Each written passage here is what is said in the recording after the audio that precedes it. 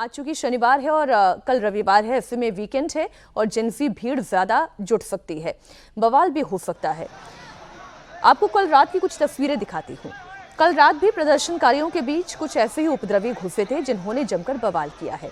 ये तस्वीर आपके सामने है। ये बवाल कुछ बढ़ा भी था, हालांकि इससे फिर कंट्रोल भी कर लिया गया। बैरिकेड है, बैरिकेड पर चढ़कर बवाल की कोशिश थी। जंतर मंतर प्रोटेस्ट में जो हिंसा हुई थी उसे लेकर एक और जानकारी मिली है। कर्तव्य पथ पुलिस स्टेशन में दर्ज एफआईआर में ये जानकारी है।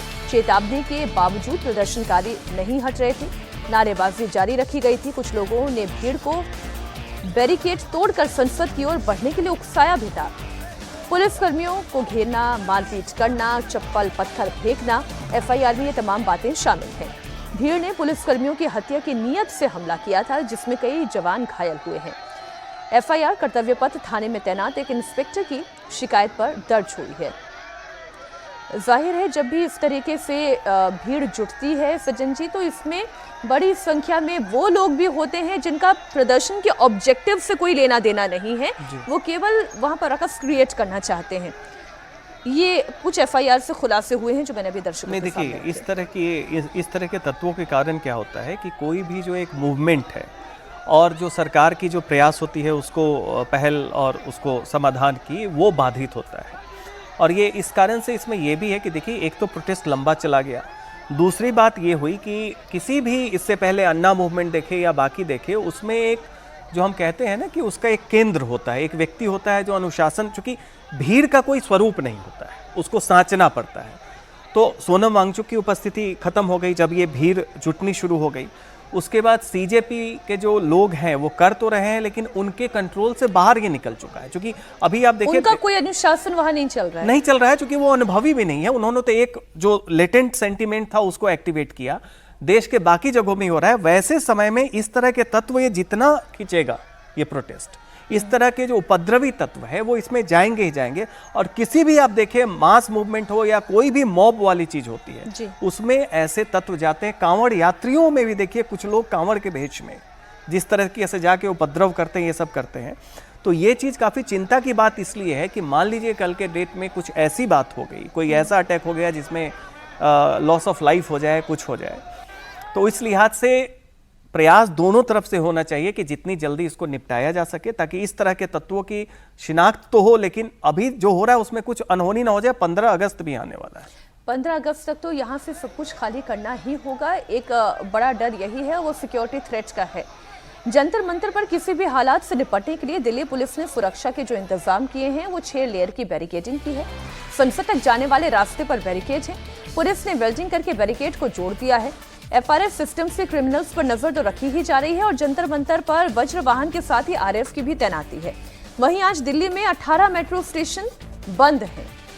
आज वर्किंग डे भी नहीं है, जितने सरकारी दफ्तर हैं वो भी बंद ही रहेंगे। एक सोनू की, हमारे संवाददाता कुमार सोनू की एक रिपोर्ट देखें। कॉकरोच जनता पार्टी और सरकार के बीच में शुक्रवार को बात हुई, जिसमें जेपी नड्डा, जितेंद्र सिंह और साथ ही कॉकरोच जनता पार्टी की तरफ से सौरभ दास और जो उनके दूसरे रिप्रेजेंटेटिव हैं उनके बीच में बातचीत हुई। कॉकरोच जनता पार्टी ने अपनी लिखित मांगे जो हैं वो सरकार को दी, लेकिन कॉकरोच जनता पार्टी धर्मेंद्र प्रधान के इस्तीफे को लेकर अड़ी हुई है। सरकार ने विचार करने के लिए आज दोपहर का समय मांगा है, दोपहर तक का। उसके बाद सरकार अपना रुख साफ करेगी। तो वहीं सरकार हालांकि लगातार ये कोशिश कर रही है कि सोनम वांगचुक ने जिस तरीके से अपना अनशन तोड़ा, उसके अलावा जो प्रदर्शनकारी लगातार जंतर मंतर और आसपास के इलाकों में बैठे हुए हैं वो भी इस प्रदर्शन को खत्म कर दें। अब बातचीत का दौर आगे क्या होगा, क्या रुख होगा, वो देखने वाली बात होगी। सुरक्षा के लिहाज से क्या तस्वीरें हैं वो इस वक्त हम आपको इंडिया टीवी सीधा जंतर मंतर से दिखाने जा रहा है। इस वक्त ये आप तस्वीरें देखेंगे, ये जंतर मंतर की रोड है और जंतर मंतर पर आप देखेंगे पुलिस ने बड़े बैरिकेड्स यहां पर लगाए हैं, साथ ही आरएएफ तैनात है। पुलिस की ब्रीफिंग लगातार हो रही है। असल में गृह मंत्री अमित शाह से मुलाकात के बाद पुलिस ने लॉ एंड ऑर्डर को संभालने के लिए अपनी व्यवस्थाओं को भी बदला है। जितने भी यहां पर रास्ते हैं, अलग अलग रूट्स पर अलग अलग जिले के डीसीपीज की ड्यूटी लगाई गई है, जिसमें तो ये तो वो रिपोर्ट है जो ये बता रही है कि किस तरीके से तैयारी की गई है सुरक्षा की। लेकिन इस वक्त जो मोदी विरोधी टीम है यानी कि राहुल गांधी विपक्ष है, वो कैसे हमलावर है सरकार पर, वो रिपोर्ट आपको दे देती हूं। ये जो पोस्ट आप देख रहे हैं, मेट्रो बंद करो, रास्ते बंद करो, दुकानें बंद करो, इंटरनेट बंद करो, खाना बंद करो, अपना हक मांग रहे छात्रों के खिलाफ सरकार ने क्रूर कदम उठाए हैं। बस एक चीज बंद नहीं कर पाए मोदी जी, वो पेपर लीक है। राहुल गांधी एक के बाद एक तंज कस रहे हैं और सरकार को निशाने पर ले रहे हैं, लेकिन सरकार को निशाने पर लेते लेते इनके पार्टी के नेता सोनम वांगचुक को भी निशाने पर ले रहे हैं। ये दूसरा वाला हिस्सा बाद में चर्चा करेंगे, पहले ये वाला हिस्सा। नहीं, देखिए, ये तो जो अभी जो चीज़ें हुई हैं वहाँ सुरक्षा सुनिश्चित करने के लिए और कोई वहाँ अनहोनी न हो जाए, वो एक जरूरी कदम था जो 20 जुलाई के बाद पुलिस ने उठाए, सरकार ने उसको सैंक्शन किया होगा, उसके बाद पुलिस ने उठाए हैं।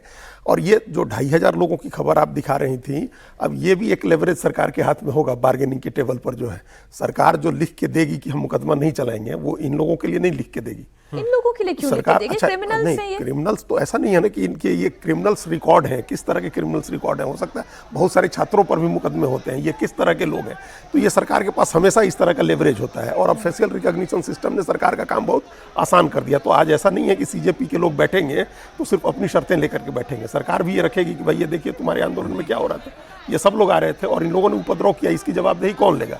और इस बात को समझ के ही हम लोग कल जो बात कर रहे थे कि सीजेपी के लोगों ने परसों पुलिस के साथ मिलकर के गश्त की है और उन लोगों ने मिलकर के और ये सुनिश्चित किया कि कोई हिंसा ना हो। इसका मतलब वो भी इस चीज़ से अवेयर है, तो वो पार्ट ठीक है।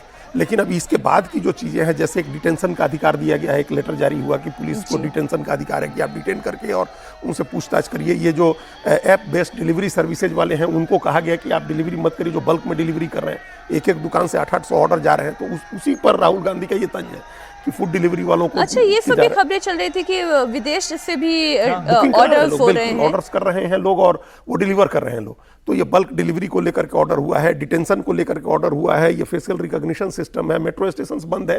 तो निश्चित रूप से इससे आम आदमी को भी परेशानी हो रही है। ऐसा नहीं है कि आम आदमी परेशान नहीं हो रहा है। और हमने कई जगह देखा कि लोग जाकर के किस तरह से निराश हुए, मेट्रो स्टेशन के बाहर पहुंचे और शटर गिरा हुआ है वहाँ, और लोगों को कितने दूसरे तरह के उपाय करने चाहिए। सरकार कितना कम से कम इनकन्वीनियंस हो लोगों को, इसकी कोशिश जरूर करनी चाहिए।